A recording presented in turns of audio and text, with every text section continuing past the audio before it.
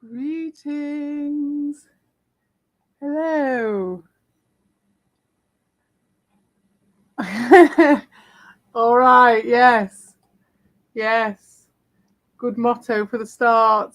Greetings, Don. Don Kingsley's Donkey Kong channel, and greetings, Ron. Good motto. Oh God, fucking hell, that's no good. I've got to have that up for the chat, you see. Because when I'm on the fibre twig, that's that. And hopefully I'll be able to do chat and fibre twig. You never know. I saw that, Ron, you've got a sad face next to your giant. I hope you like your giant. I can fiddle with the picture a bit. I wanted to do one pure one and then I'll do an altered one as well. Because I like the altered ones. But I've also got something to listen to since his giant dwarf. Now, Ron, here is the reason why it is you, why I chose you, because I just choose them on the hoof. Oh, I'm not sharing it. Hang on. Oh dear. Oh dear. Hang on a minute. Close you. Go away, fibre twig. Let me just share the screen. And you'll see, Ron. Oh. Oh shit. You didn't even see. Oh, hang on. Main level. Oh, I'm all over fluffer. I'm all over. Oh God, what am I doing here?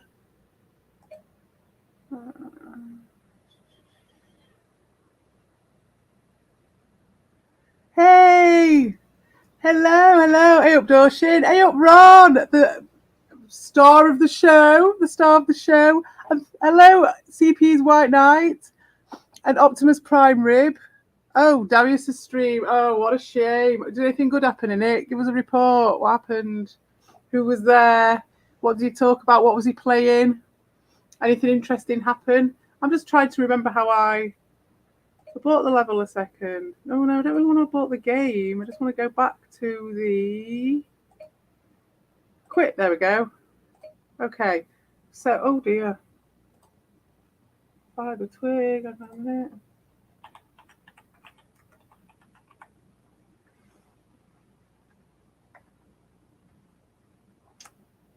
I just wanted to show Ron.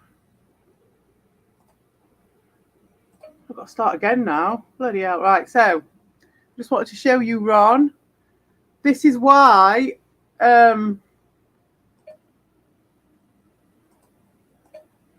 we chose you for it.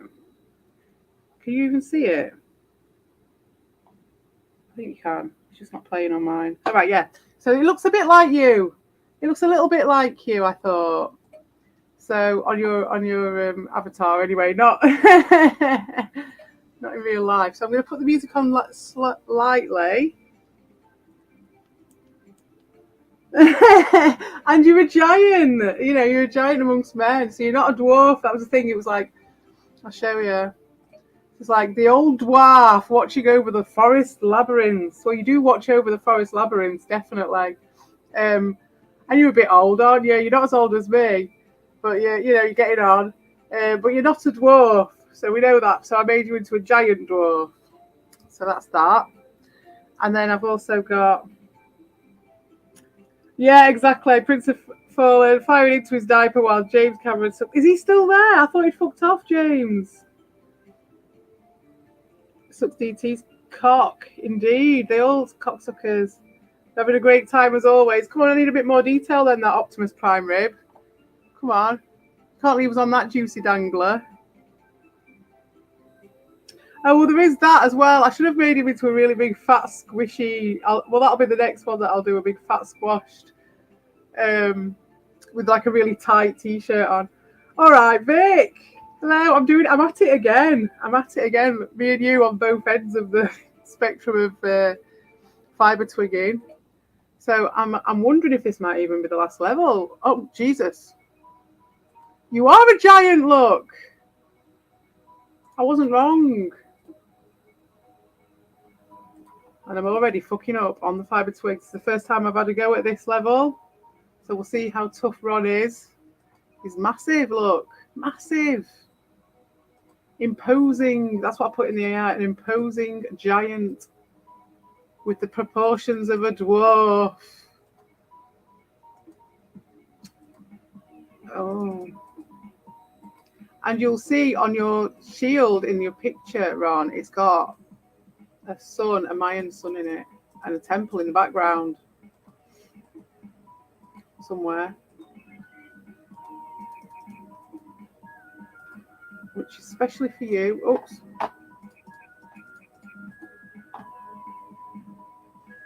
We have a celebrity. Hey, Altacount, hello! And Marble Man, the man of the hour, hello!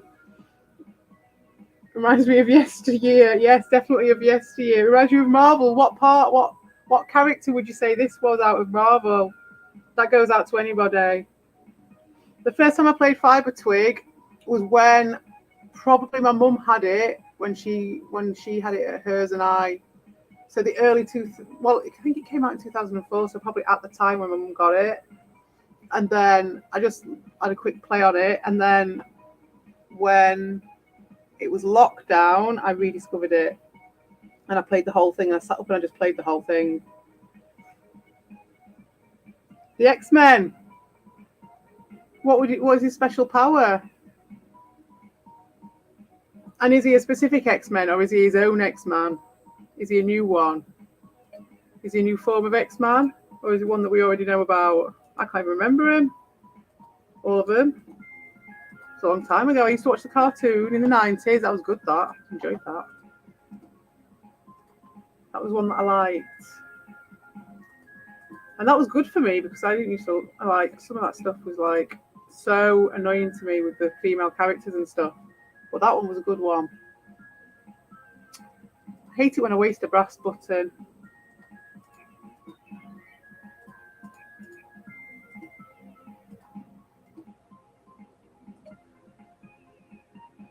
What about Queefy claiming today that he stopped smoking since October? Could it be true? Well, it would explain a few things, wouldn't it? Jesus Christ. Bleeding hell, could you imagine having to come down off all your weed and that and not smoking, and then all that shit hits your fan, your dirty vent, out on display with no weed? What? Surely not. Maybe he's got eyes on him and they were like thinking don't want him to be too much of a waster or something in front of Robert. Just can smell it down the hallway, can't he? He's like, you're in there smoking that weed again, not going for a job. Looking at him, he knows. Every time he walks past him, he knows he's looking at him and he knows. That's just such a genius move. So good every day. Money reasons, okay, yeah, well, maybe then. It's a tight economy these days. Could be. Well, he's been going to the fucking fairground though, hasn't he? It's not cheap, is it? Going to the thing. Although it's probably a lot cheaper to go to one of those places than to keep up a weed habit. To be fair, got to be right. You got to be realistic about these things. There's his face. There's Rod. Look, I didn't have to fanny around in them at the beginning of it all. I just waited until we'd seen him. With your giant axe. See what sort of an adversary. You've been all right up to now, Ron. All right. Oh, look at that. I've got one of these ones. It's all smoky. This must be the labyrinth inside. This must be it. This crisscross of things. Leaves. I want to know how many levels there are. I have no idea. I'm sure I could search it, but I don't want to. I want to find out. Like dusting off an old relic.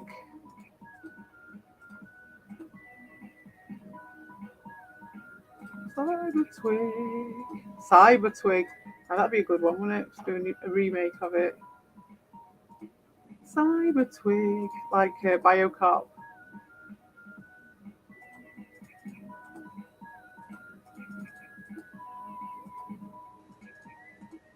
Cyber Twig. Just the top of Ron's head left. Oh, there he is again. Fucked it up. Oh, Ron, what am I doing? I've got 39 knives.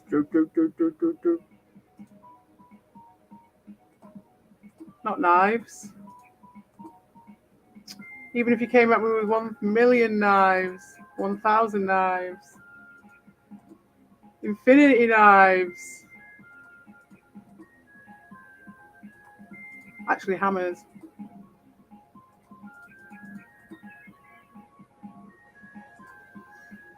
I'm energized and ready to beat Ron in this.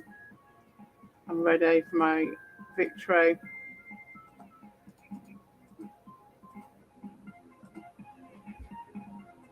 Maybe I'm being a bit cocky.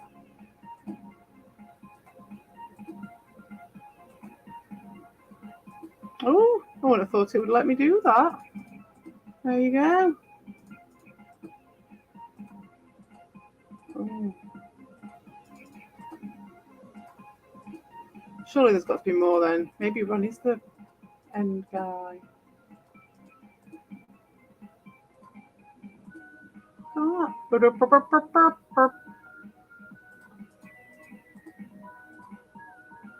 Pirate Twig.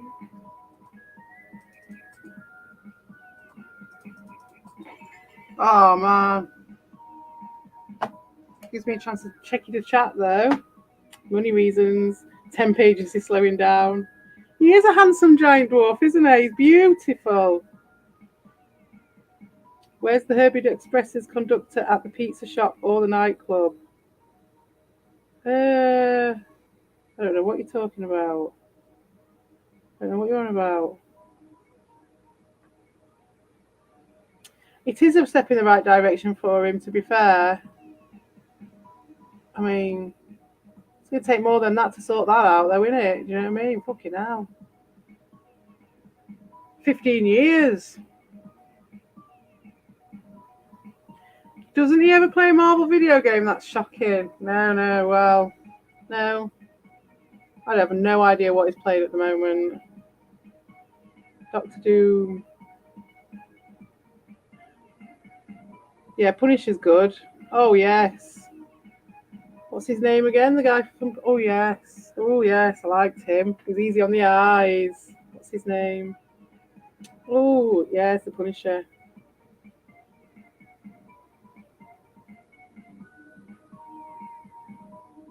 My favourite character is Jared Genesis.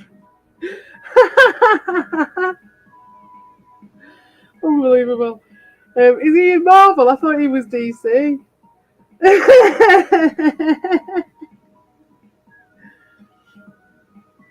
Imagine having a buxom waitress yet having the wherewithal to yourself to take a photo with your phone. Is that what happened to you today, Dorshin? You wanted a pat on the back for that?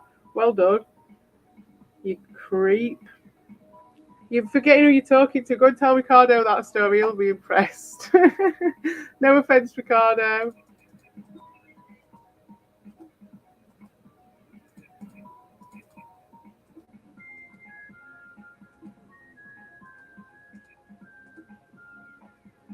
I'm just going to see what we're doing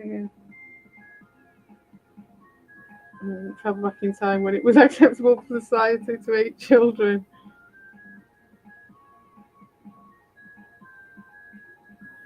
Yo, Ron is the Jared guy, a friend of yours. You bring him up a lot.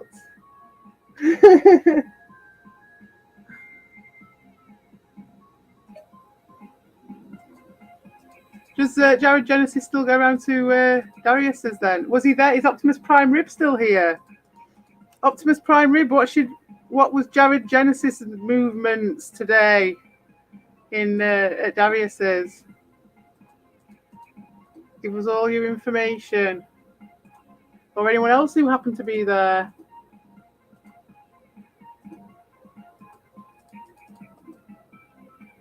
Maybe we should have Jared watch on the Crunch. Have it like a weather show. Just be like, we've had brief showers of Jared Genesis this week. A bit cloudy, and overcast. It's the Genesis weather. With Ron DeMon as your host, your weatherman. Or actually, Optimus Prime Rib could be the weatherman.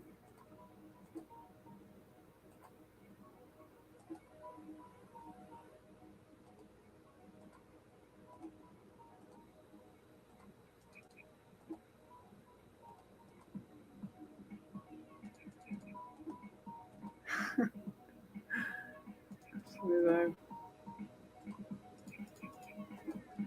So anyway, did we decide what X-Man this Dwarf of Bronze is? And what his special power is, or what? Oh, he's slowed it down. Oh, he's a very gentlemanly dwarf. You can tell he's an earth spirit with his slow brass pieces. Twigs, that's the word, isn't it?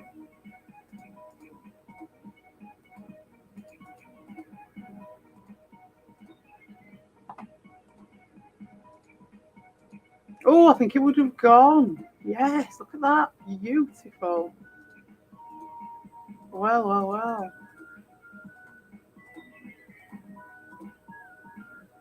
Oops.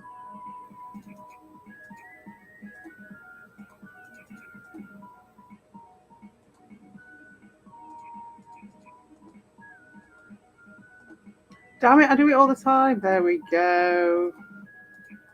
It's just fibre, Twig. What can you do?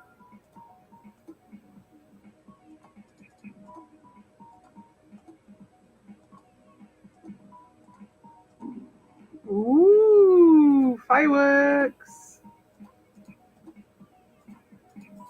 I can't think of fireworks without thinking about what that guy was saying on that thing. Was that yesterday? With Lima. Good Lord, it was yesterday, wasn't it, that?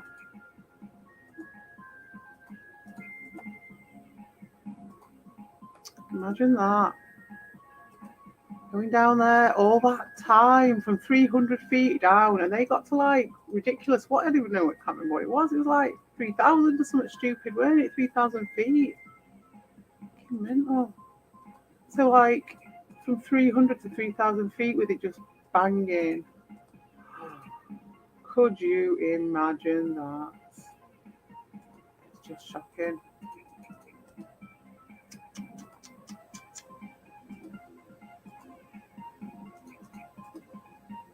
Poor do.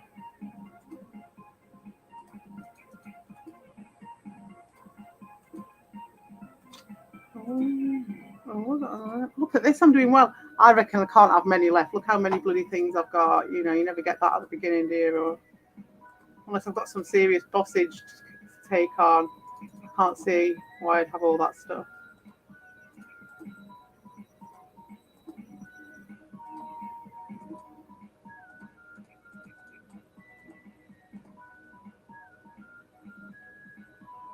But they never know with fibre, Twig.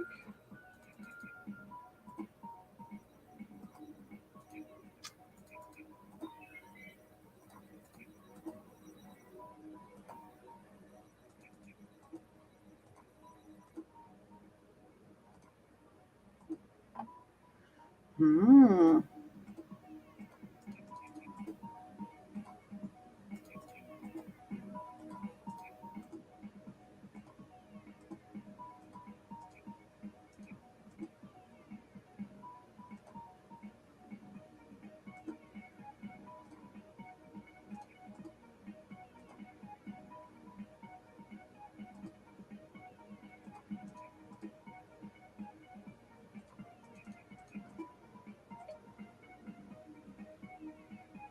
Three hours ago. Let's see where we're going. He's a friend of a friend. Is that Darius? Diversionary skills. Doing research for that. It would be funny though, wouldn't it? Jared Watch. Random on the Jared Subway Genesis guy expert. Jared Subway Genesis guy. Wolverine is really short. Yes, that's true. And he's a bit dwarf-like, isn't he? A bit. Yeah, he's a bit like a little unit. I know someone who loves Jared Genesis. Well, that's Darius, isn't it? So maybe him. I heard of a movie where a guy travels to the future of virtual reality society to say sexually suggestive things to minors. It starts with a B, but I can't remember the name. There's a book. There's a series of books. They're really good actually. Called The Dances at the End of Time. And I forgot who it was. It's like I've forgotten who the guy is who wrote it. But it's someone to do with Hawkwind and shit. And it's a fucking amazing series of books. and that's got all that in it because it's so far in the future that they're just all ethics and everything's just gone out the window. Everyone's just fucked up, like, and but it's really psychedelic and weird as well. It's like there's no judgment made on it because it's just all, it's like really trippy and shit, but it's just, it's not encouraging it, but everyone just takes acid and shit, like even the kids, and it's a bit like Altered Carbon, you know, like with the meths in Altered Carbon, and they just, obviously everything's just gone to shit with them, and there's just nothing left. It's like that, but the whole of the society that's left is that, and it's really cool. 3 hours ago, 37 views. What's that, Doshin? What are you talking about? What are you talking about? The books and week. Oh, your photo of the lady. 3 hours ago, 37 views. It was good to know your shortcomings. Says the dwarf. I've always said this, Ron. Good point. Ron, my wife knows my shortcomings. And not to be a fake on YouTube. Who's a fake on YouTube then?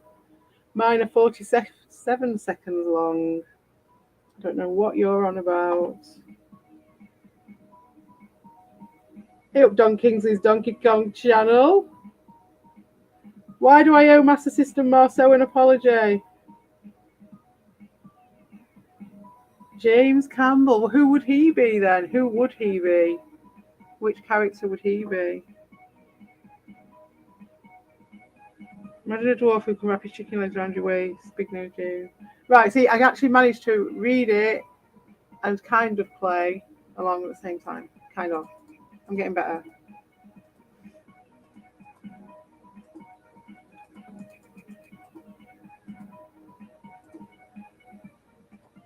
I am getting better at this.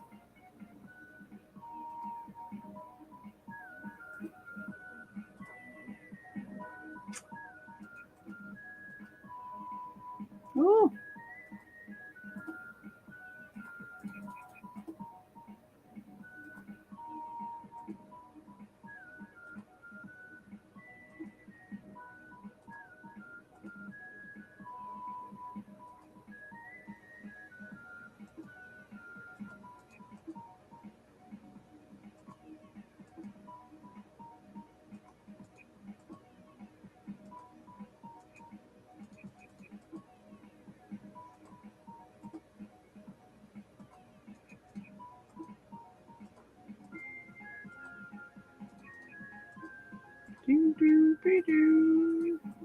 I have actually got something to play at the same time as this thought.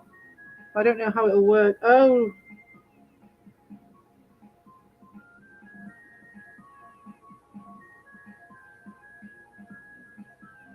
Right. Why aren't you happy, Obo Elbow? James blows his nose with a beach towel like the groovy frood that he is.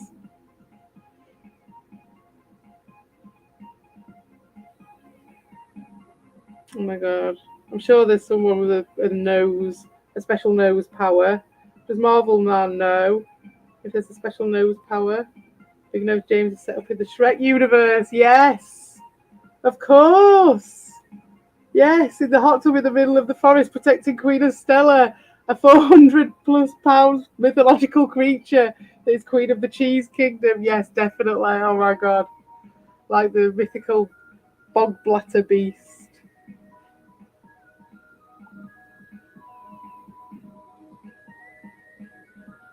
What are you talking about? Bring some happiness. Well, I was still waiting to know what you're on about with this 3 hours 37 minutes, 3 hours 37 views.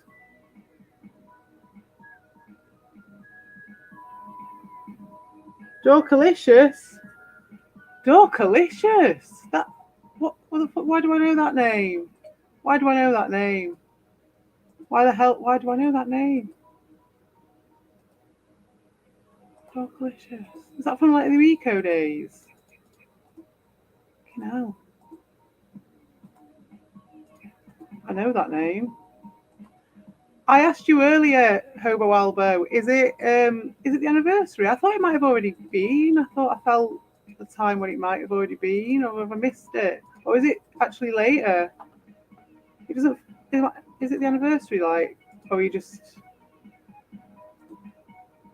I was wondering when that'd be, because I would do a tribute, but I'd make sure it was. I don't want to not do it justice. To be fair, if I was going to do it, and it doesn't matter what day it's on, if I'm going to do that. So if I've missed it, I've missed it.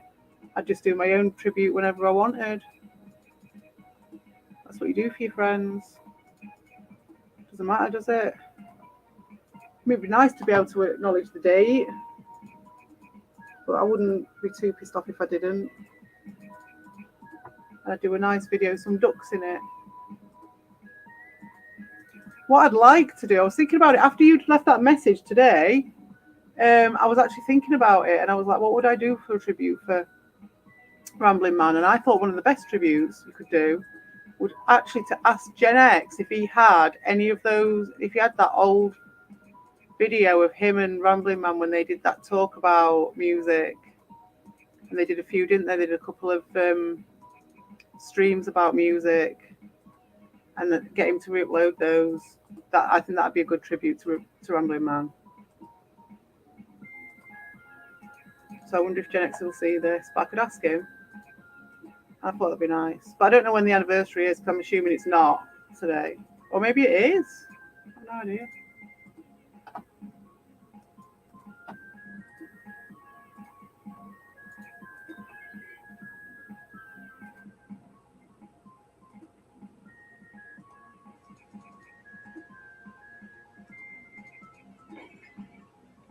Because that's some of the stuff that I miss about him. I was like, what was I thinking about?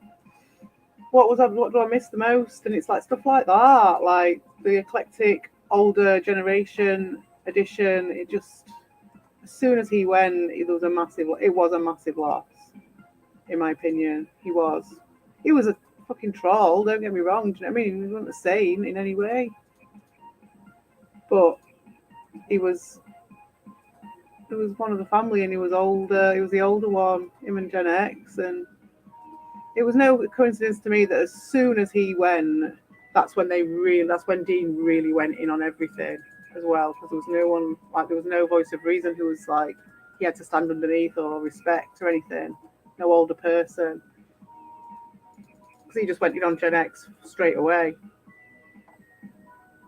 So I remember when it started happening, they were really, really going in for me, and I was like, I really, really miss Rambling Man, because he would have been in at that time. There weren't many people who were fighting it as well. It was just like me and a couple of people, and I did think, God, if he was here, what would he say?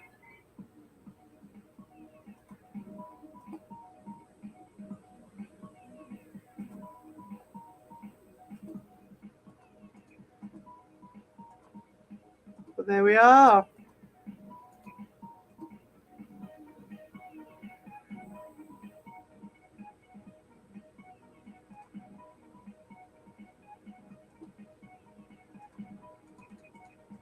She's going to be an arse about Titwave doing it, I think, today. You know how these things are. Hmm.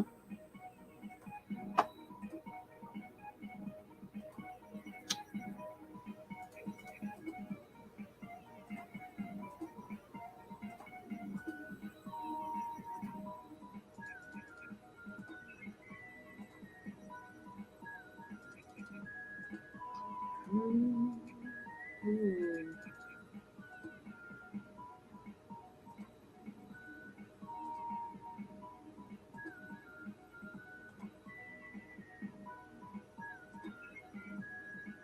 44 hammers now. Oh my God.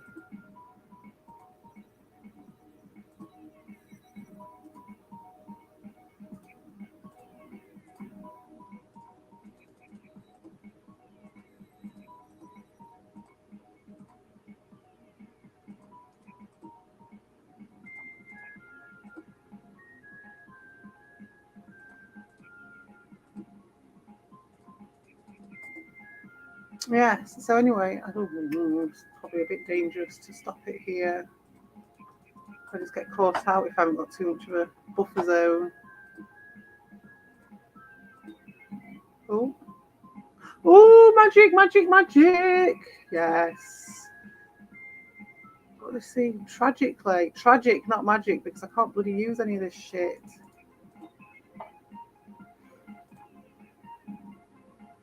Very tragic indeed. Ah, well, this is good.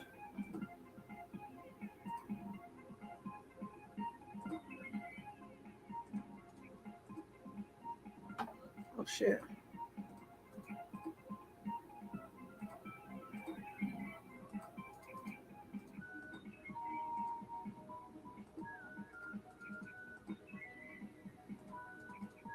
Oh, don't need them. Oh, no, I don't want that. I want that. Fiber twig. I don't know what I'm getting. To be honest, I don't need anything, do I? So I don't know why I'm being so greedy. I've got 48 hammers. I'm worried about. I don't care about these yellow things anymore. I don't. Silly. Oh. We'll see how this goes.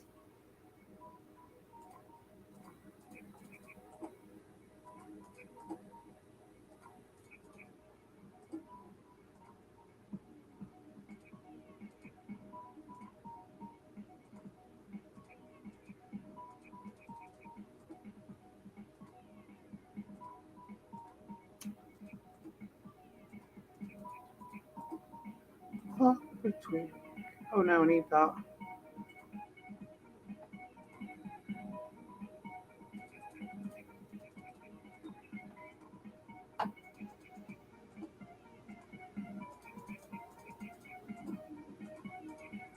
Oh my god.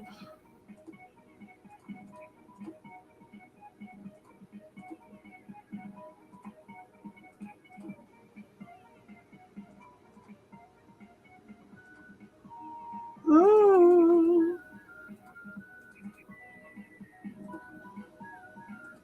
What? Oh shit.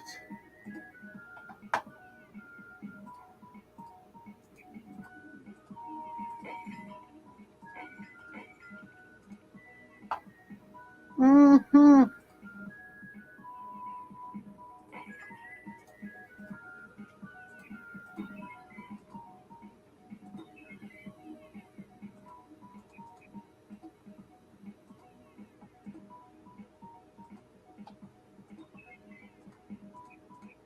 It's getting exciting. It's getting tense with Ron. I haven't even seen him for the second time yet, I don't think.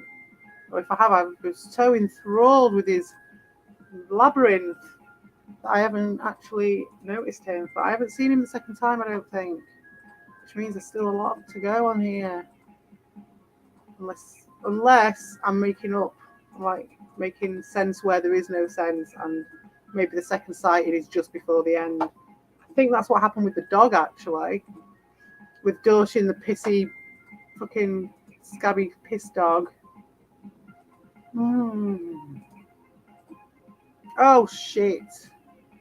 No, no, no. Oh shit. Oh no. Be all footloose and fancy free with this bad boy. Woo! Okay. Oh, fucker.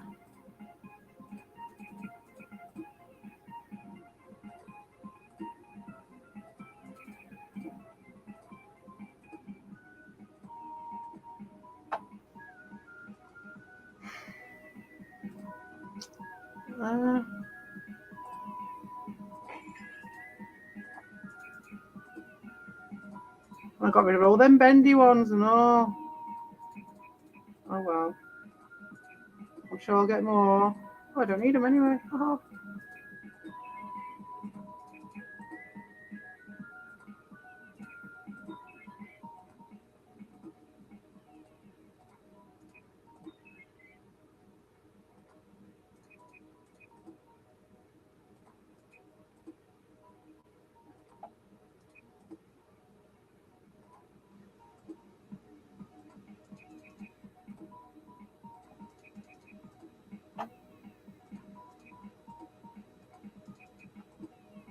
Oh, there is it. Oh, fucking hell.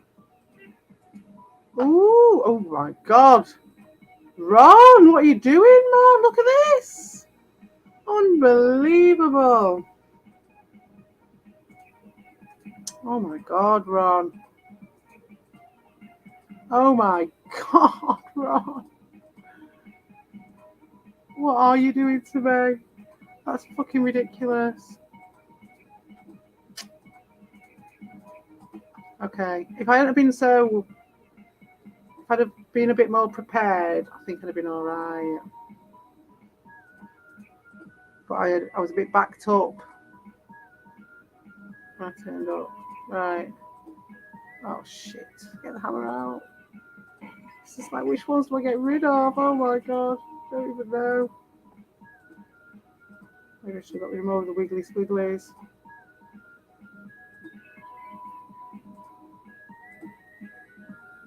Oh.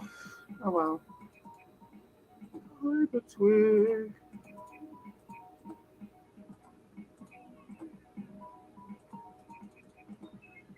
More hammers, just in case.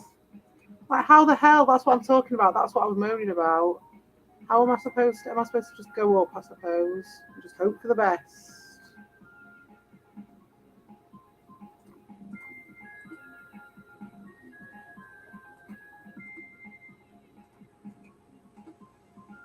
Okay, right then. Except I can't yet. Oh, I don't want to lose that. There we are.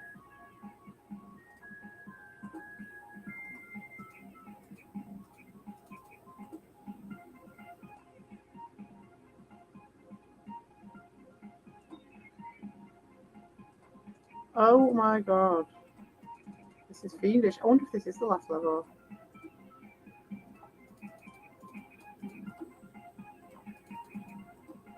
Oh, look, I knew it. Oh my God.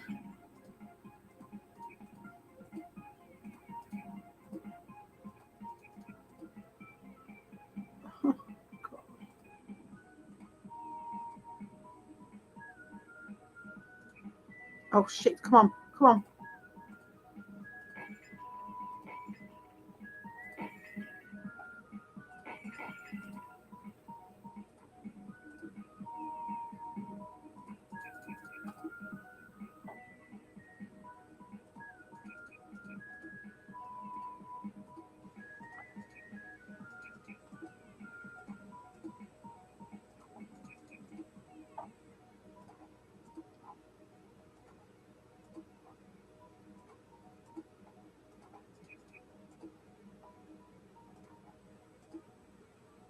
Oh, sorry, I'm being silent again. I just get so sucked into the old fibre tree. What are you guys talking about?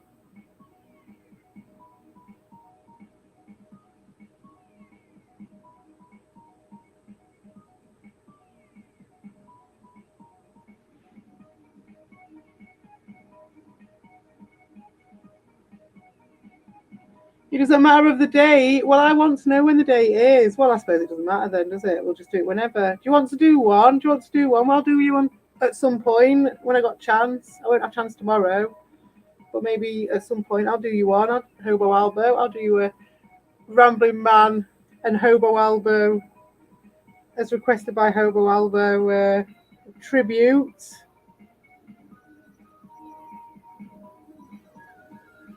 Well, stop. What? Why am I not allowed to ask you what you're talking about? Dawson. Fine then. Every time I celebrate Hayes' way, the moon moves closer, or she is the moon.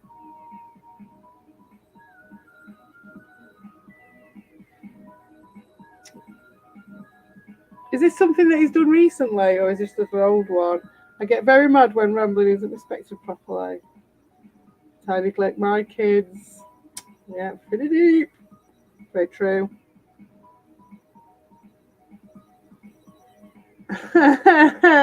Sometimes when I'm done ordering at the drive-thru, the girl says, "Okay, pull up," and I get stricken with fear. It's the same sort of voice, a squeaky voice. I taught that girl how to finesse the register, the fast food place, my man.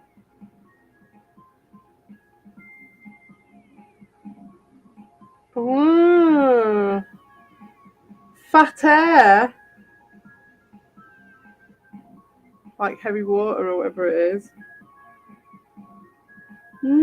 I think it's just the ethos, isn't it? It rubs off. It's just if you're in an environment where a lot of people do the same thing and that's something that's not that healthy, then you end up all catching it off each other, maybe.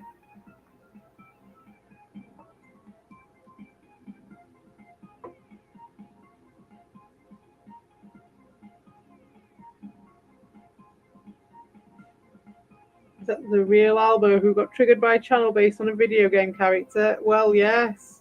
Many of the channels. I mean, he's triggered on Vix, telling him he can't make songs about the character. I don't get triggered. I don't get triggered easily. Do I? I don't get triggered easily on account. Relatively easily, okay. Alright then. Hundreds of volts.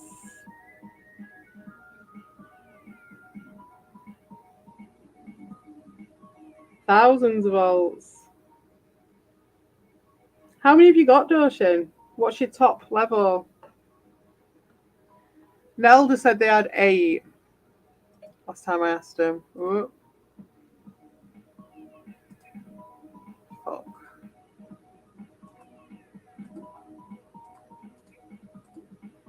But I think it's more than that for that fucker.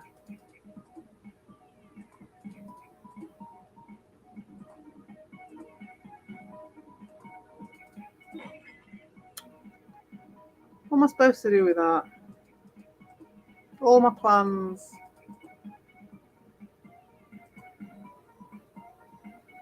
Still not met up, has it? This is where they meet up here, I suppose.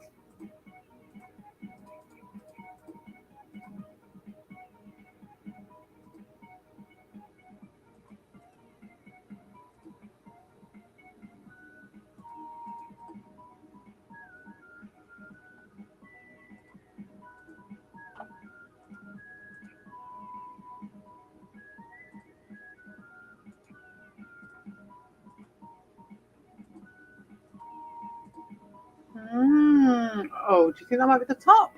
No, really? No, surely not. Surely not. I haven't had the second viewing of the Dwarf yet, though.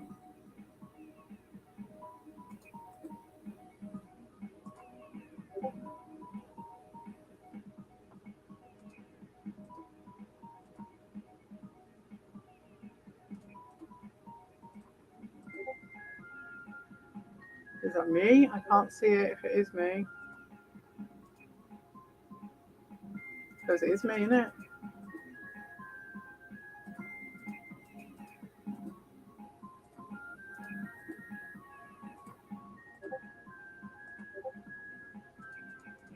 Hell.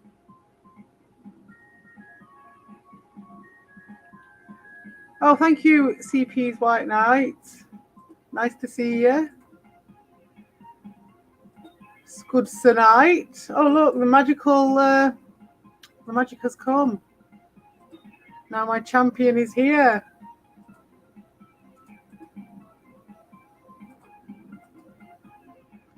What I need is these.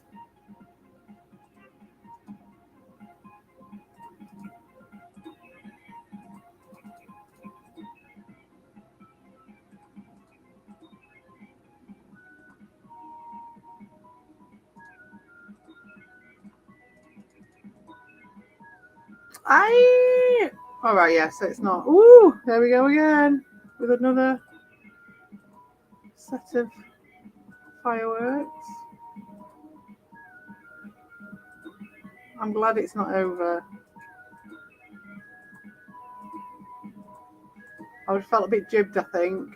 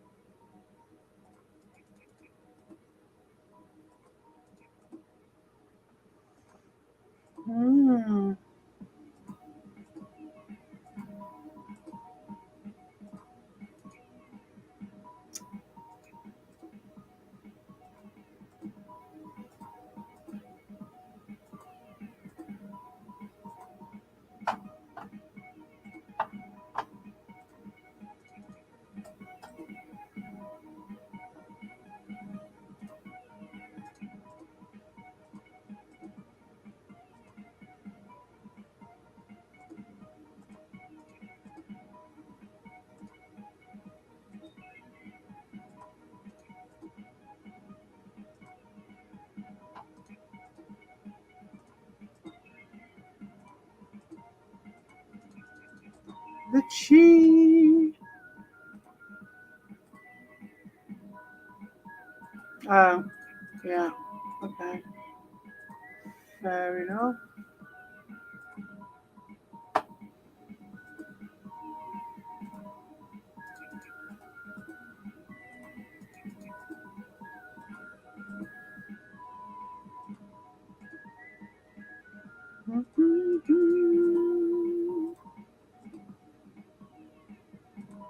Preposterous. Right, so because I'm being so silent, I'll play the thing that I had.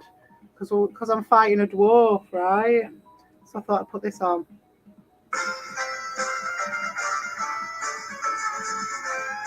I wonder if you can hear it.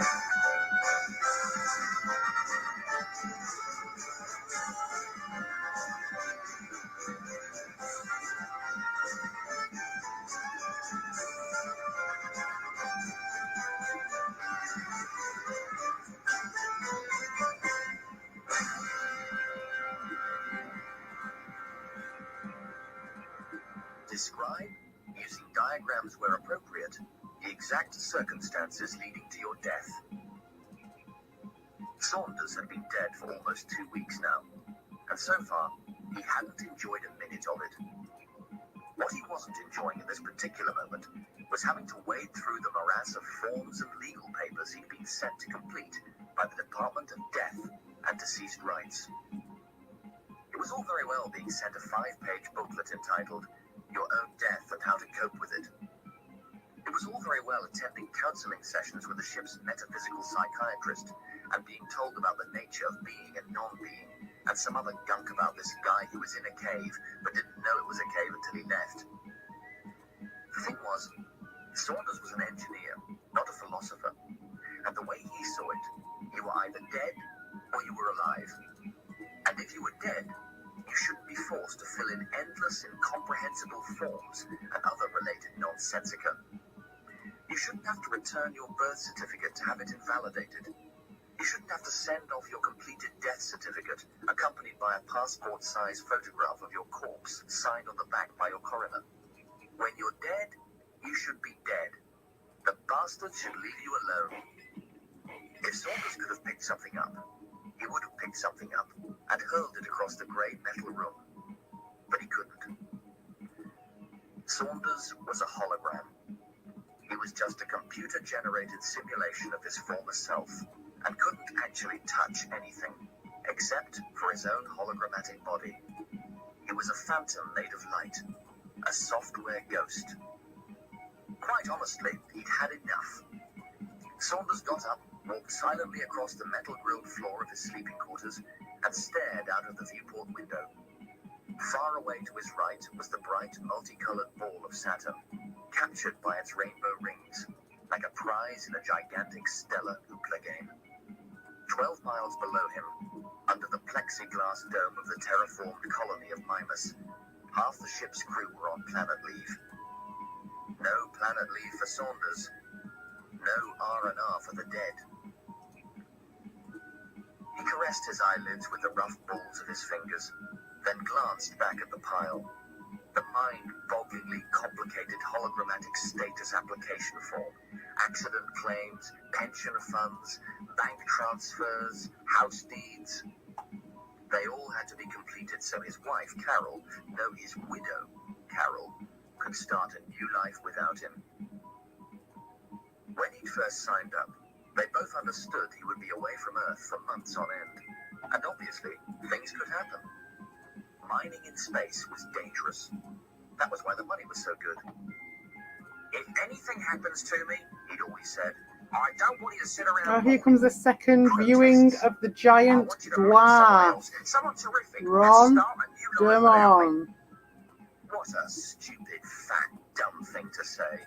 The kind of stupid, fat, dumb thing only a living person would ever dream of saying. Because that's what she was going to do now. Start a new life without him. Fine, if he was dead.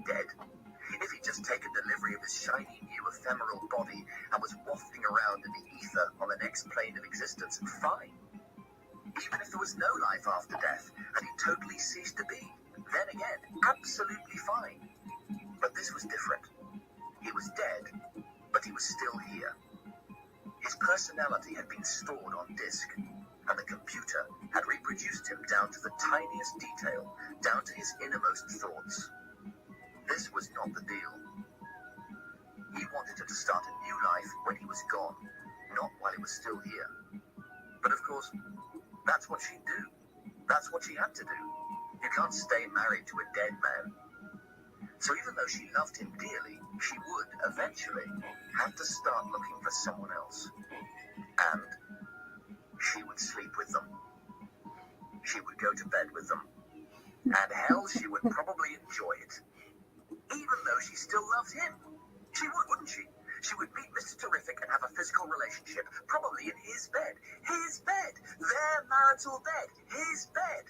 Probably using the 3 condoms he knew for a fact he had left in the bedside cabinet. The ones he bought for a joke. The flavoured ones. His mind ran amok, picturing a line of lovers standing strawberry sheathed outside his wife's bedroom. No! Screamed Saunders involuntarily. No! Hologrammatic tears of rage and frustration welled up in Saunders' eyes and rolled hologrammatically down his cheeks. He smashed his fist down on the table. The fist passed soundlessly through the grey metal desktop and crashed with astonishing force into his testicles. As he lay in a fetal position, squealing on the floor, he wished he were dead. Then he remembered. He already was. Saunders didn't know it, but 12 below, on the Saturnian moon of Mimas, Flight Coordinator George McIntyre was about to solve all his problems. George McIntyre sat in the Salvador Dali coffee lounge of the Mimas Hilton and stared at a painting of melting clocks while he waited for the tall, immaculately dressed mechanoid to return with his double Bloody Mary, no ice. Woohoo! He couldn't stand Bloody Mary without ice, but he didn't want his Ron in your face. Hello, El Chingoan. Hey up, Q, yeah? Alright. Oh, Red Bull, hello. Just in time to see me beat Ron, the giant mystical dwarf.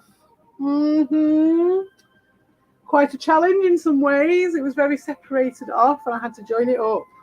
I've now got 29 hammers and 29 teapots. Now let's see. Is there any more? A mushroom! Well, this is buttocks, isn't it? Obviously. Thank you for the GGs. Don Kings' Donkey Kong channel.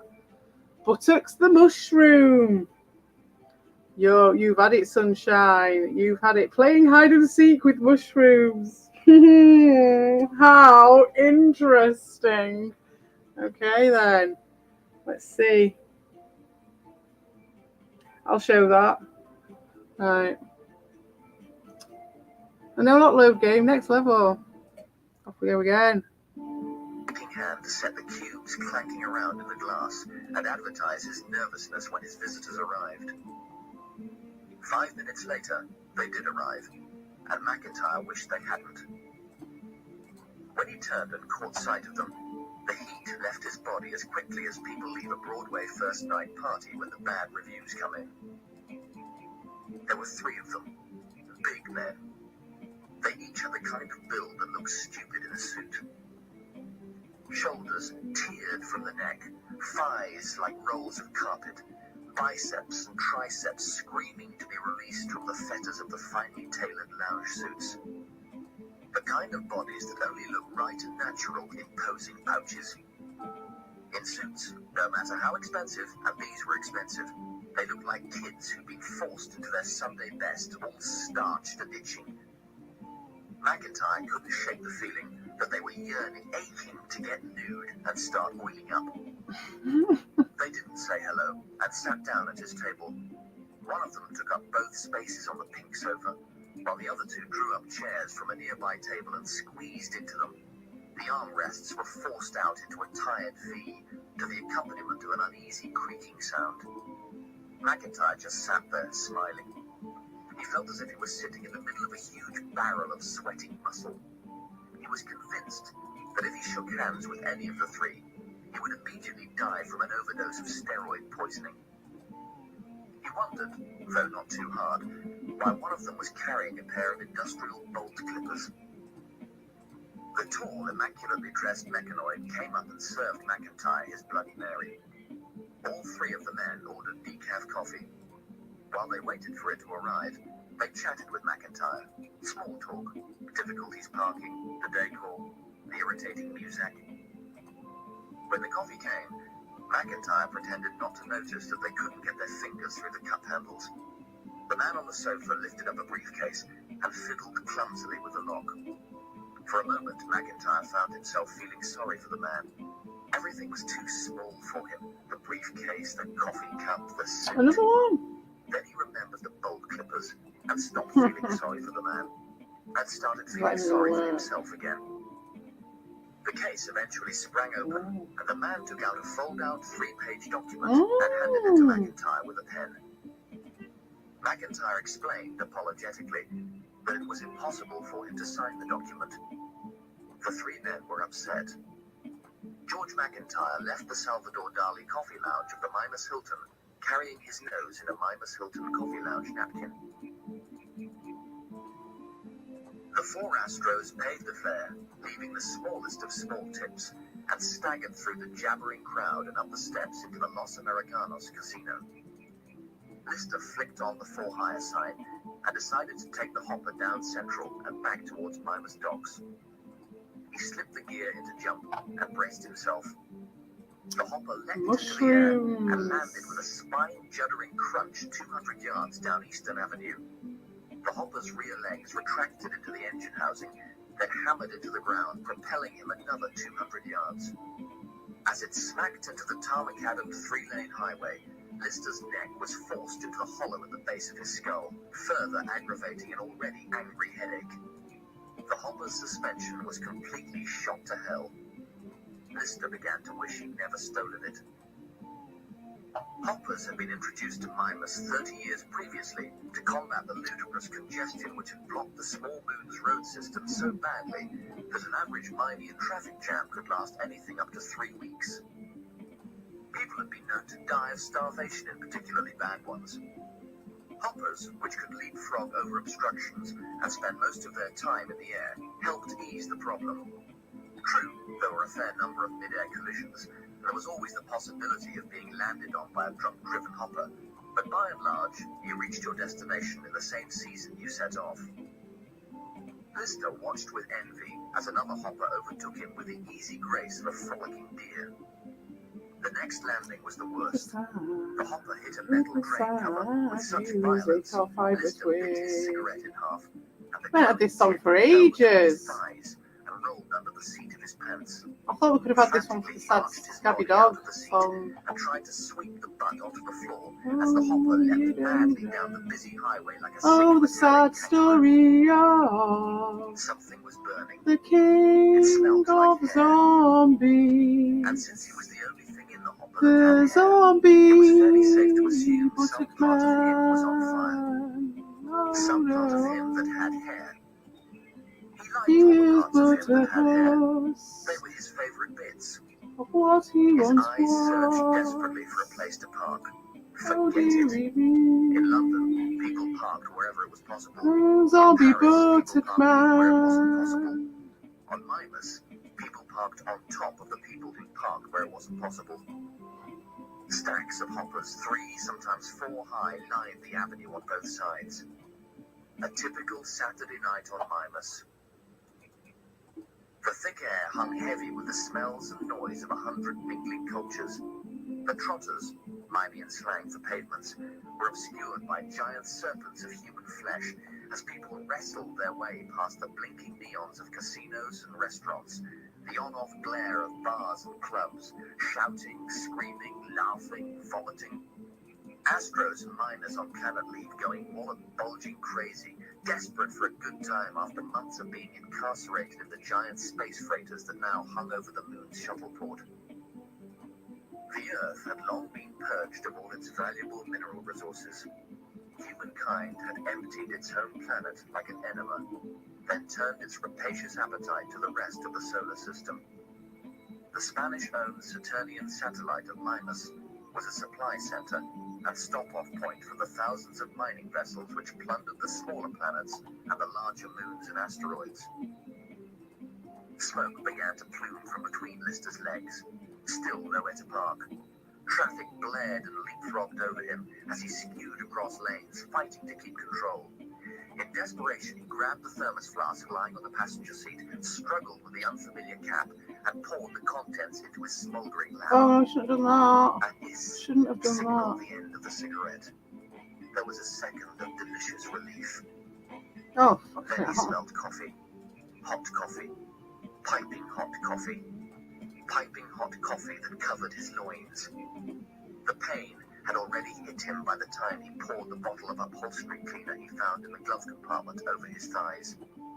The hopper, now madly out of control, caroomed off the Mutual Life Assurance building, taking a large chunk out of the neon sign before Lister wrestled it back under control, and still, whimpering in pain, headed towards the docks.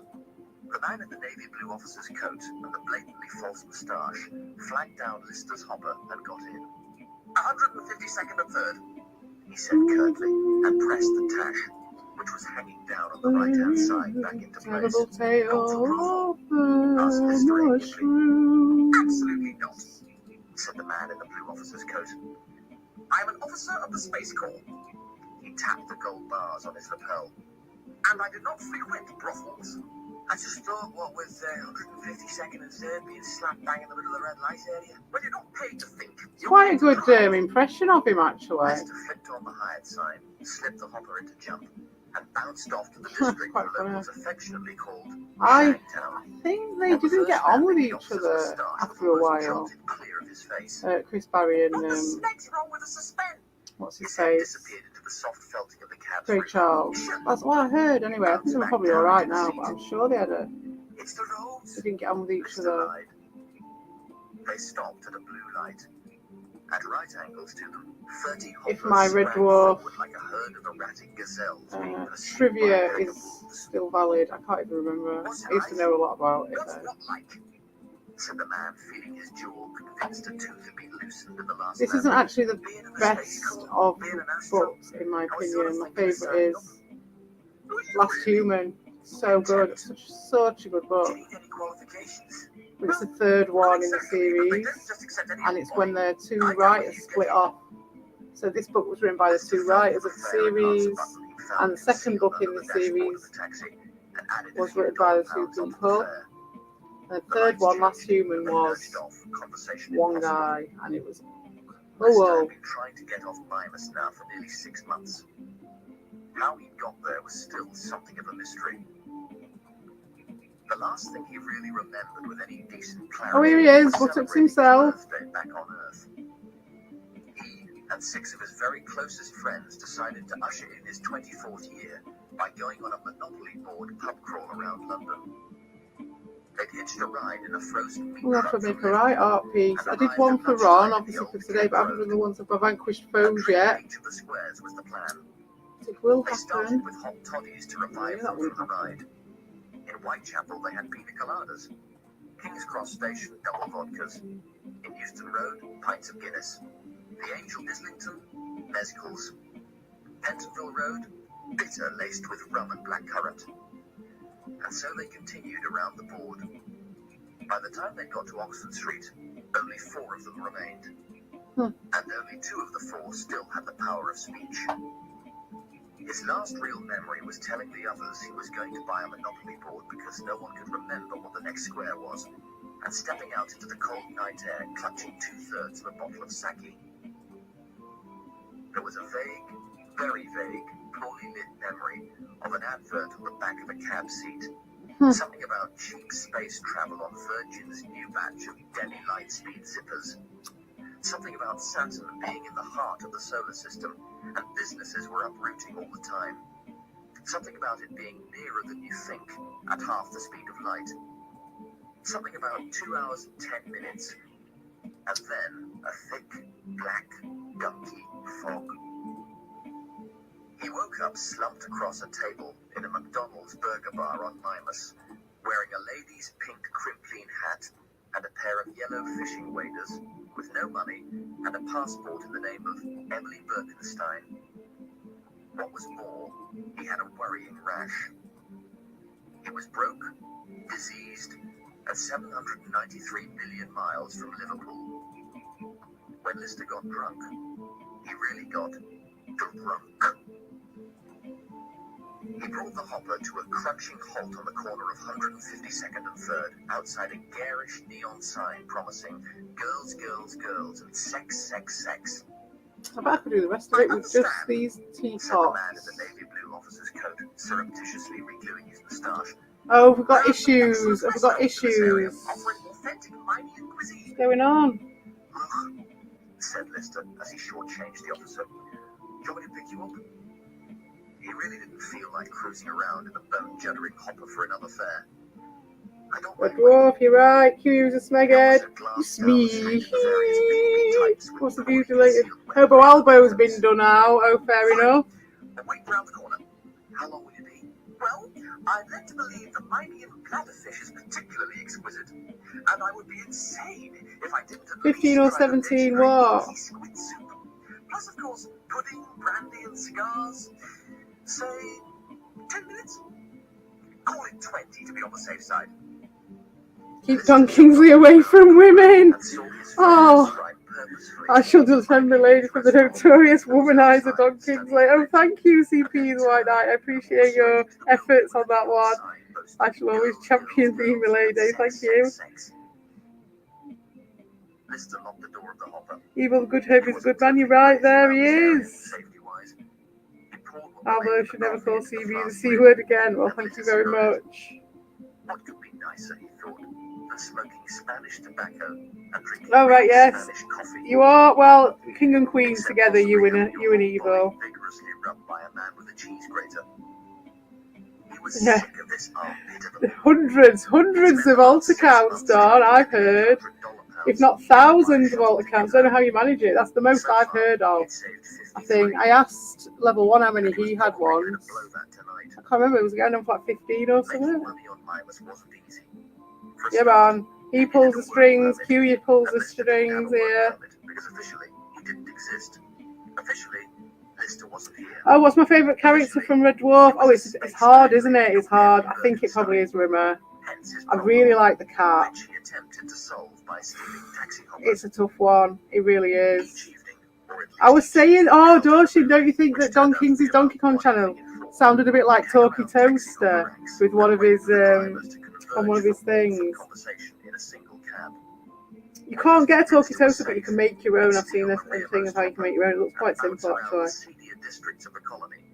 I don't know. It's really tough, but probably would be Rimmer. Yeah, Rimmer. In the end, Rimmer's the most epic, isn't he? In the end, he's the most epic.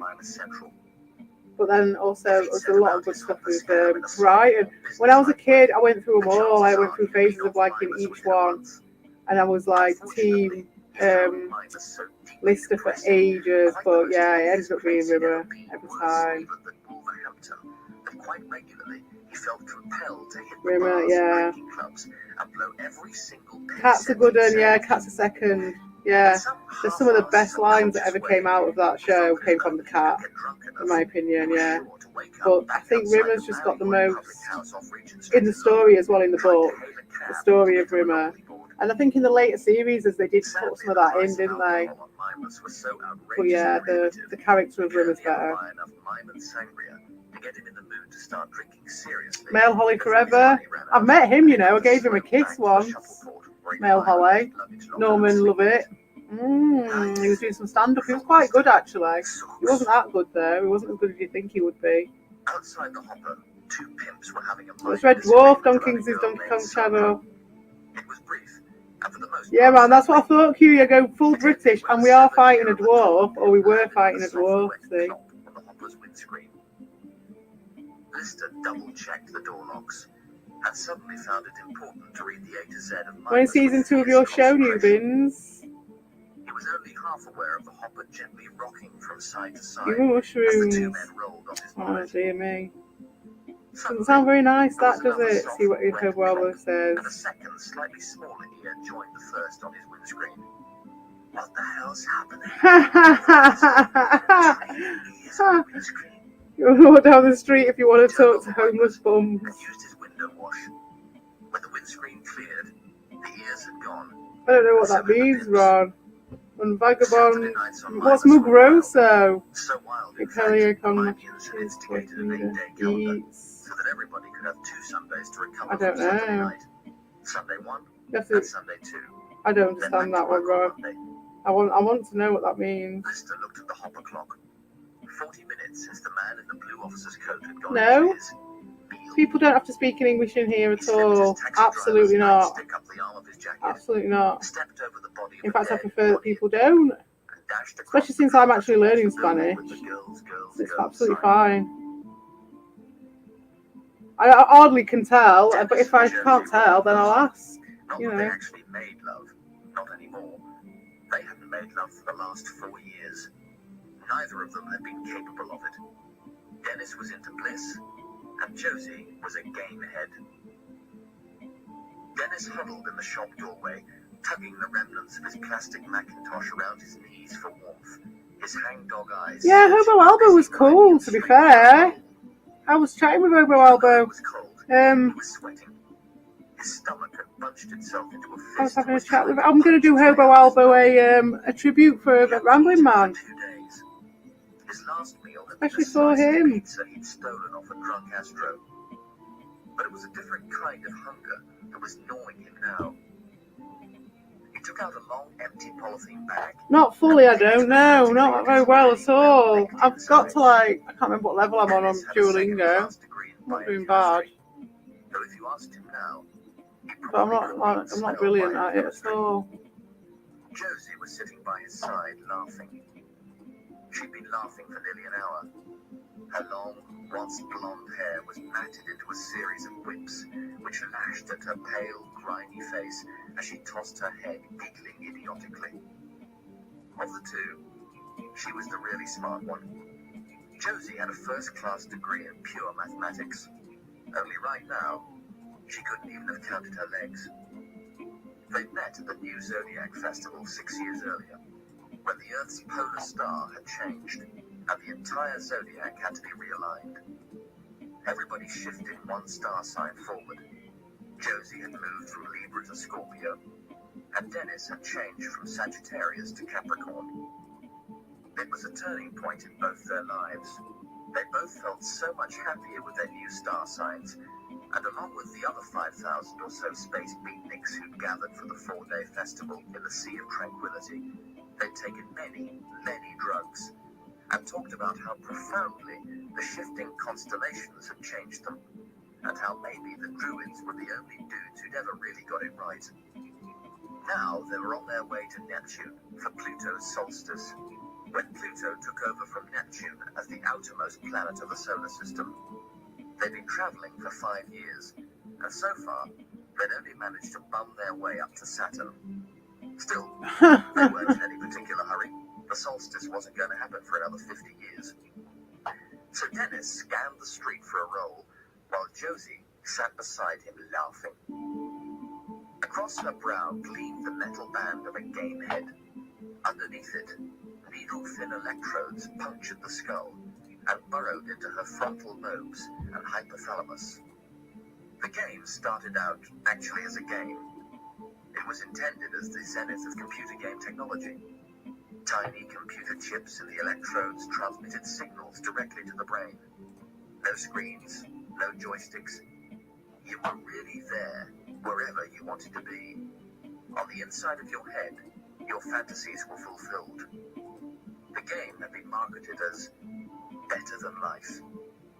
It was only a month after its release that people realized it was addictive. Better Than Life was withdrawn from the market, but illicit electronic labs began to make copies.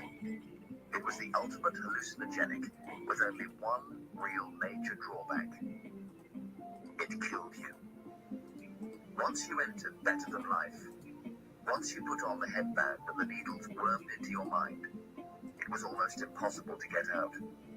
This was partly because you weren't even aware you were in Better Than Life in the first place. The game protected itself, hid itself from your memory. conscious mind was totally subverted, Oh, that's fine. while your It body was fine. slowly withered and died. At first, well-meaning friends tried to rescue Gameheads by yanking the headset out of the skull. Game heads, game heads. Instant death from shock. The only way out of the game was to want to leave it. But no one ever wanted to leave. Most Gameheads, unable to look after themselves, died very quickly. But Josie had Dennis, and Dennis at least shared his food with her and kept her alive.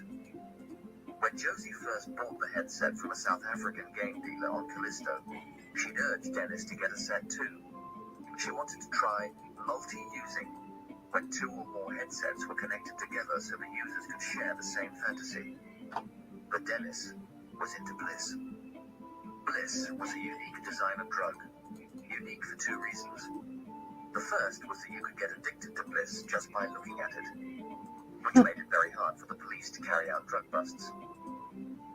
The second was its effect. It made you believe you were God. It made you feel as if you were all-seeing, all-knowing, eternal, and omnipotent. Which was laughable, really, because when you were high on Bliss, you couldn't even lace your shoes. We know someone like that, don't we? 15 minutes. And coming down, the resulting depression lasted 25 years. Few people could live with it, so they had to take another belt. Dennis took off his boot and unrolled the second polythene bag, which contained a teaspoonful of the soil-colored substance, and toyed with it pensively.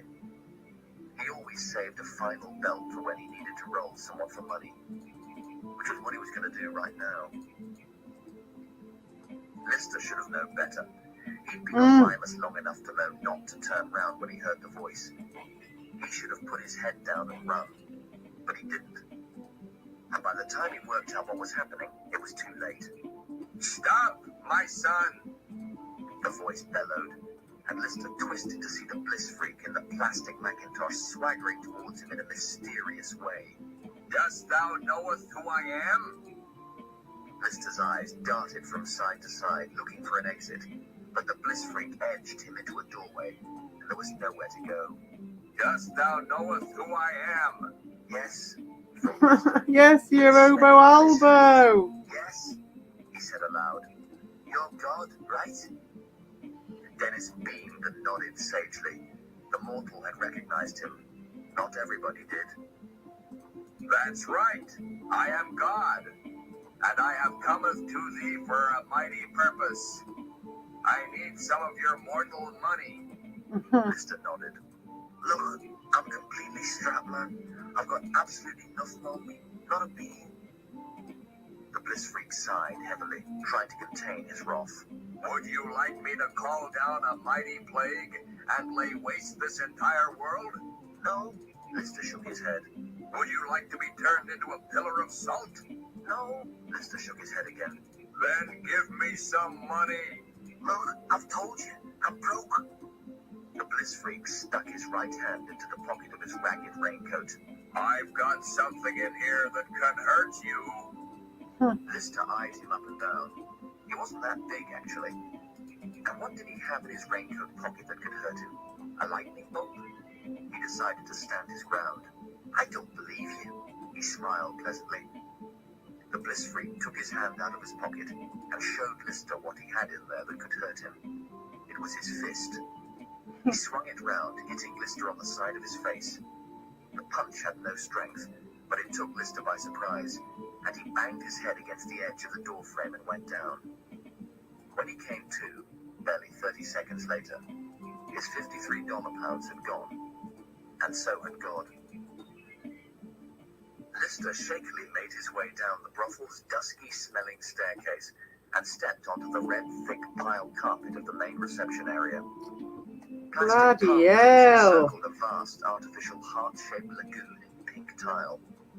Phallus diving boards cast frightening shadows onto the softly gurgling water, while Chinese chimes bedecked with glass erotica tinkled and chimed in the strawberry-scented breeze of the air conditioner. A black, fake marble staircase led up to a mezzanine level where 20-odd clam-shaped doors marked love suites circled the room. Music, which sounded as if all its charm and energy had been surgically removed, trickled out of a number of breast-shaped speakers. Various fat men of various nationalities sat around the lagoon in white towels, sipping fake champagne cocktails. In front of Lister, a small red-haired man with a porky roll of flesh above his towel top was examining a line of girls. This one's face. Jeanette's face. The madam followed behind him, taking notes. This one's breasts. Candy's bosom, an excellent and most popular choice. Legs. I'll have the right one from her, and the left one from her. The madam scribbled furiously. Barbie's right, Tina's left, and what would Sir like bottom-wise? I think this one. Mandy's derriere. The madam clapped her hands, and two engineers began dismantling the android girls and reassembling them according to the client's order. Lister watched, trying to keep his lunch in his stomach, as limbs were changed and buttocks swapped, much to the apparent excitement of the small red-haired man. The madam turned to Lister. Sorry to keep you waiting, sir. Would you like a pick and mix or an off the peg? No, I don't want a girl. That's absolutely no problem at all, sir. We have some beautiful boy droids. No, this is kind of, embarrassing. I understand, she smiled. Before Lister could stop her, the madam clapped her hands, and a flock of android sheep barred their way noisily into the reception area. No, look, listen. Yes, sir? You don't understand. One of the sheep turned and winked at him coquettishly and wiggled off, hips swaying provocatively up towards the marble staircase. Oh my God, no. I'm looking for someone. I'm supposed to collect him. Lister described his fare, and the madam led him through to a restroom. The man with a false moustache was sitting in a jacuzzi, having a heated conversation with a member of staff. I want my money back. Absolutely, sir. This has never happened before. She nearly pulled the damn thing off. Sir, was this circuitry problem? She wouldn't stop. It was like being trapped in a milking machine. Well, if Sir would care to make another choice at the expense of the management. Are you insane? It'll be out of commission for at least 12 months. If you hadn't heard my screams... He looked up and saw Lister for the first time. There was an extraordinarily long pause. Oh man, I'm feeling the tiredness now. Hadn't seen Lister. I must finish the mushrooms. Don't think this is a I think I'll probably go after the mushrooms. I haven't seen so much as a... But I'm getting there. I'm getting through the fibre twig slowly. Get there eventually. I thought it was a bit strange the way you insisted I take off my clothes and wear this skimpy towel. In fact, if you want to know what I think... Oh God, look at this. I don't think this is a small bijou eatery. I think it's a smelling brothel. The officer continued his protestations of innocence all the way back to the docks. The hopper lurched to a halt outside the shuttleport hopper rank. Lister's fare climbed painfully from the cab. See what, if anyone's chatting. Conspiratorially into Lister's window. Look, said the officer, his moustache still Monsoon? and curling at the edges from the heat of the Turkish bath. Oh, is this a fake monsoon? I'm pretty much of a high flyer. And career-wise, he looked around. It might not be such an A1 wonderful idea if this little adventure were to go any further. Lister held out his hand, and the man pressed $1 pound into his palm and winked. Go on, he said. Enjoy yourself. So Elkshingon got that's Dorshing, isn't it? That's fair enough. Fair enough. It's alright. Hello, streaming into the void. No hablo en español, no worries. So Monsoon asked this question. Can we get your brutally honest thoughts on getting less views than Dean TV and cooking to Ricardo for the third time in a row? Is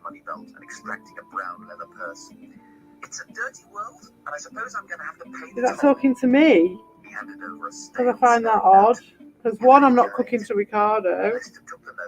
and stuck him because I behind the actually got upturned Ricardo wheel to of stop his talking ever about diesel me. car.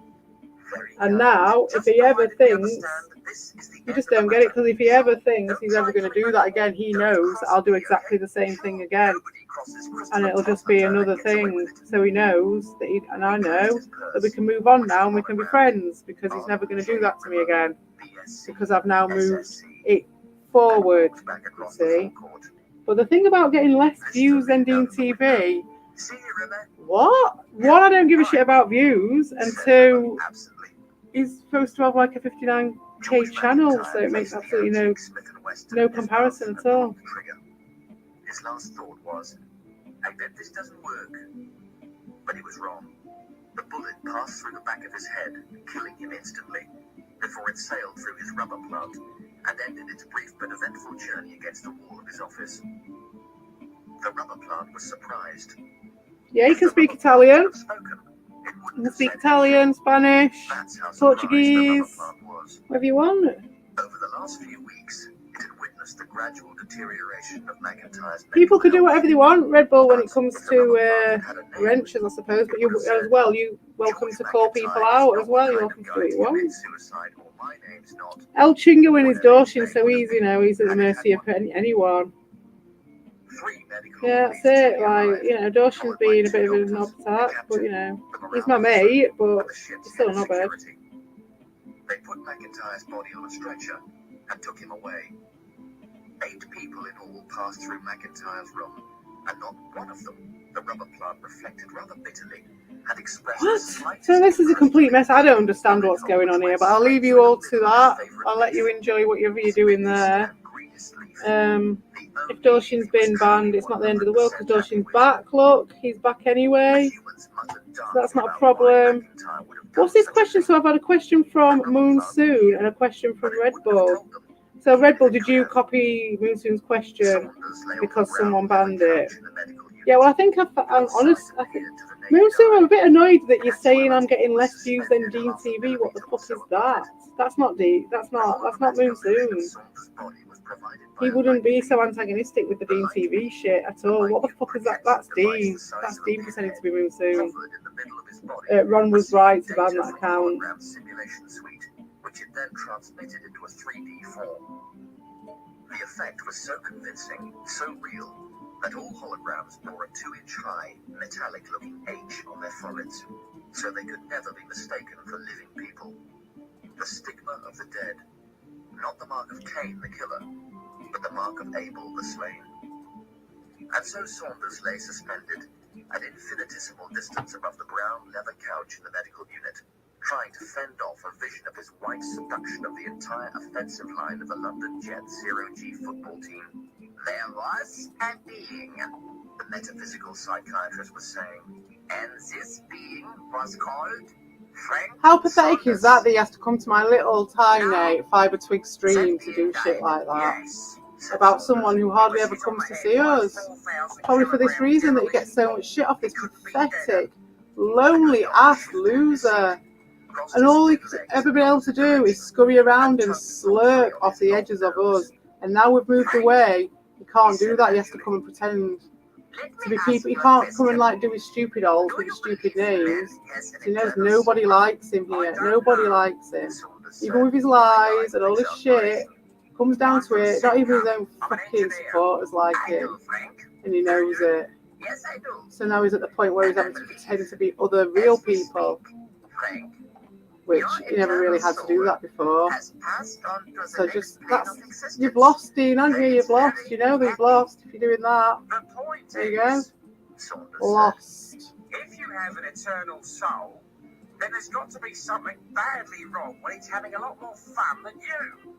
Look, the metaphysical psychiatrist continued unabashed. You are not the being called Frank Saunders. The being called Frank Saunders no longer exists in this dimension.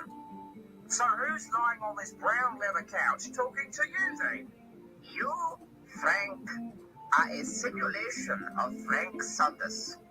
You act in the way the computer estimates Frank Saunders would probably have acted. You are a simulation of a possible Frank Saunders, or rather more accurately, a probable Frank Saunders. He said this very slowly, as if he were talking to a small baby who'd glooped mashed apple and apricot dessert over the jacket of his father's new suit. So, Saunders was a computer simulation of a probability of a possible person. He didn't feel like a computer simulation of a probability of a possible person. He also didn't feel like listening to another philosophical discussion about the nature of reality. What he did feel like was taking a small ball-peen hammer and tapping it several times on top of the balding pate of the metaphysical psychiatrist who was now twittering on about tables, and in particular, tables which had a quality of tableness. And then, when Saunders was completely lost, the balding counsellor asked him if he was familiar with the Cartesian principle. Yes, Saunders nodded. Didn't I get to number 5 with baby I want your love thing? No, Frank. The Cartesian principle is, I think, therefore I am. And although you're not thinking, the computer is just making you think you're thinking. Nevertheless, you think you're thinking, therefore you possibly are. I possibly are? Yes, Frank. The psychiatrist smiled, believing Saunders had grasped the concept at last. For a short time, Saunders listened to the relentless clicking of the clock in the corner. I possibly are what? You possibly are. Ah! I possibly are. Yes! The counsellor beamed. Well, thank you for all your help. Saunders got up and made his way to the exit hatch. If I have any other little difficulties, any other little problems that I don't understand, rest assured I'll be round in a shot. I really have been of help? None at all. Saunders smiled for the first time in 2 weeks. You're a useless, big-nosed doit.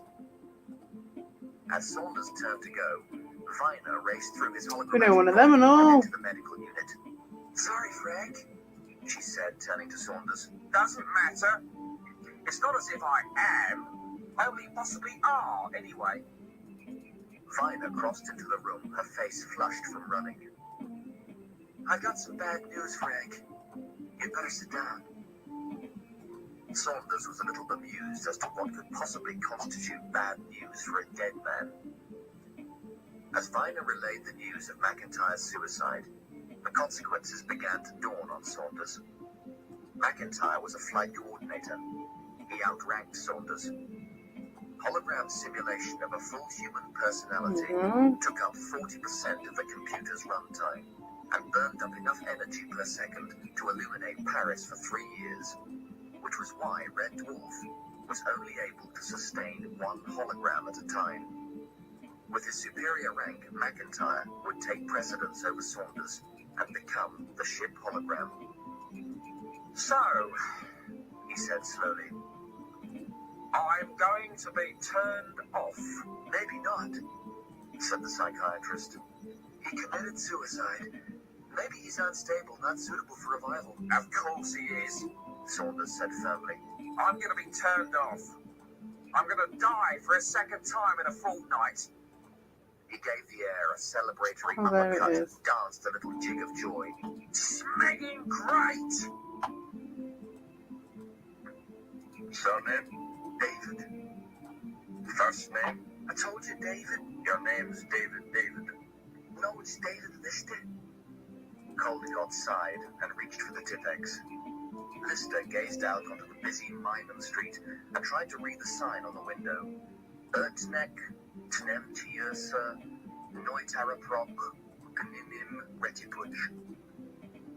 On a poster on the wall of the newly painted office, 2 crisply uniformed officers, male and female, linked arms and smilingly invited all and sundry to join the call and see space. Caldecott tipexed out David from the surname box on the recruitment form, and in his meticulously neat handwriting replaced it with Lister. Date of birth? Unknown. What do you mean, unknown? I was found. In what way?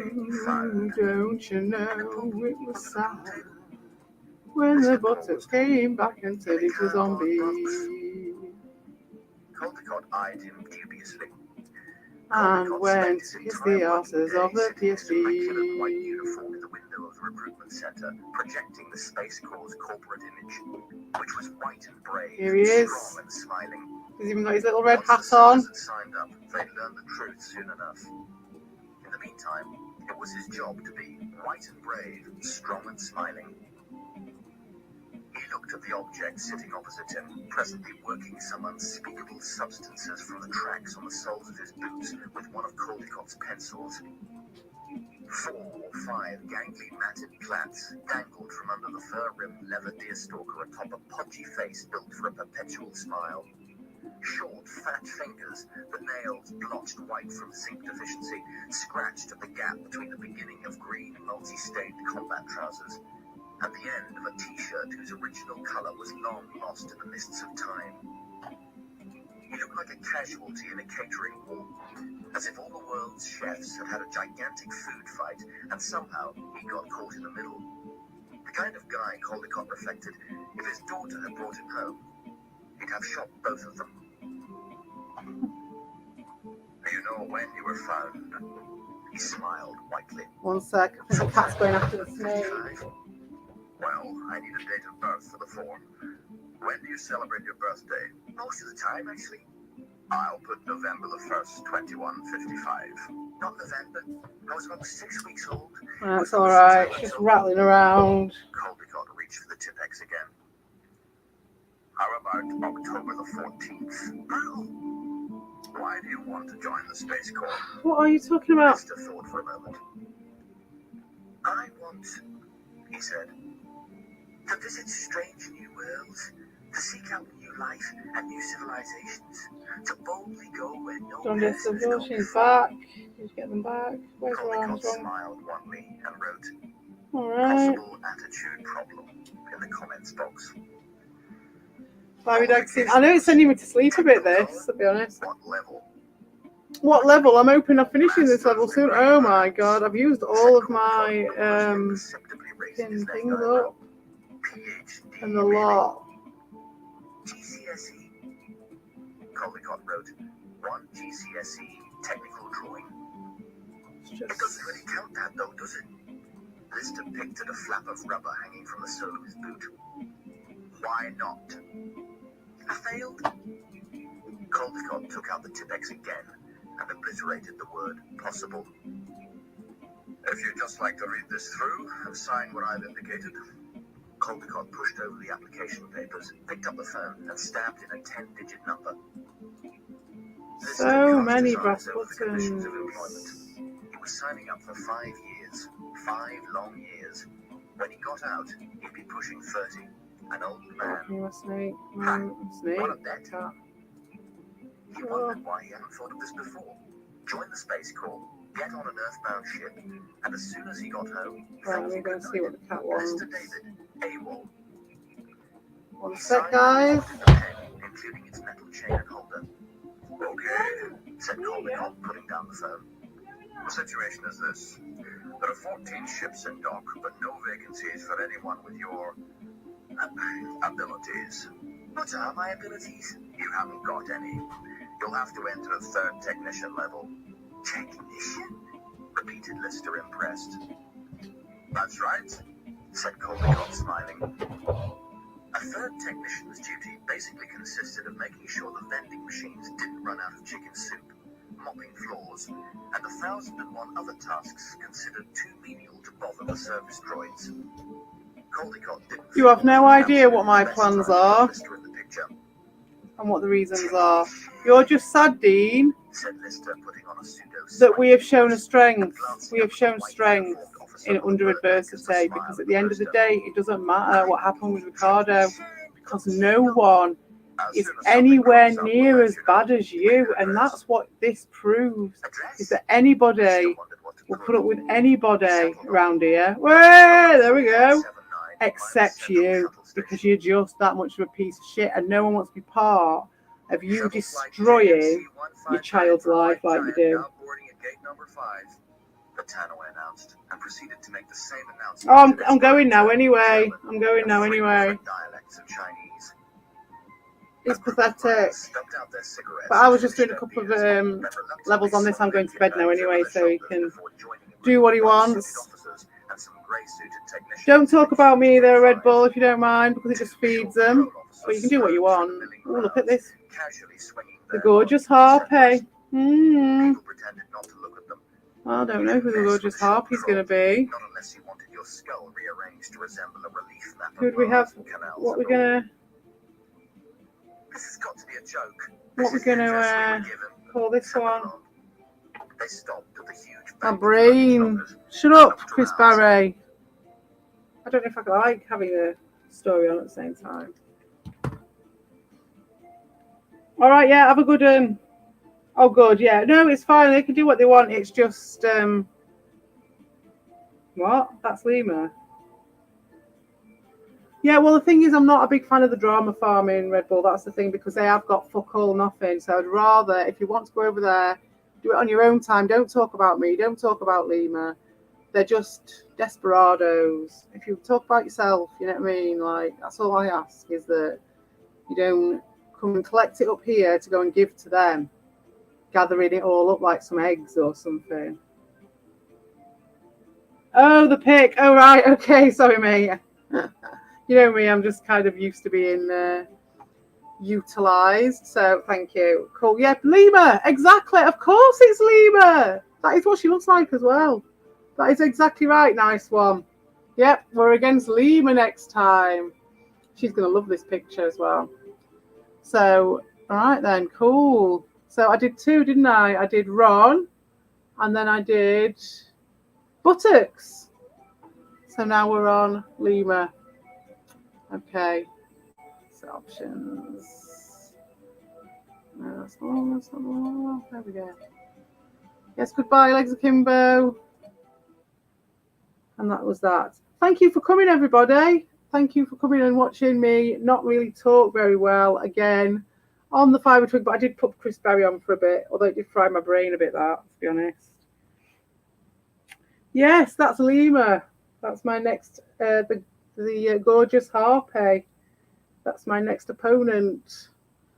So we're going to get... Well, she came on camera once. Well, you might have got a chance to see her if you'd have come on the panel the other day.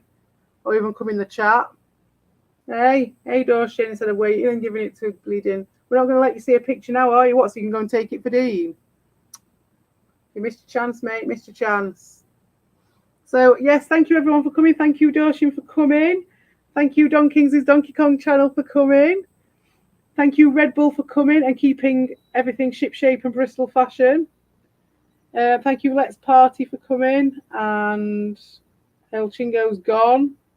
The Don, thank you for coming. Ron, thank you for coming. And Moonsoon, Fake Moonsoon, Streaming Into a Void, thank you for coming.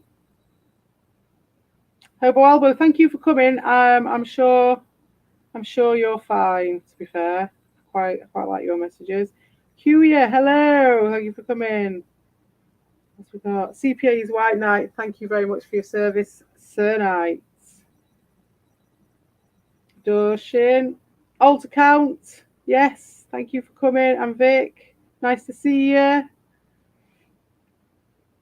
And I think, Marble Man, thank you for coming. And I think that's it. So yes. Oh, thank you. It was my pleasure and honor to stream for you guys. And I'll see you next time. I'm going to try and get this done.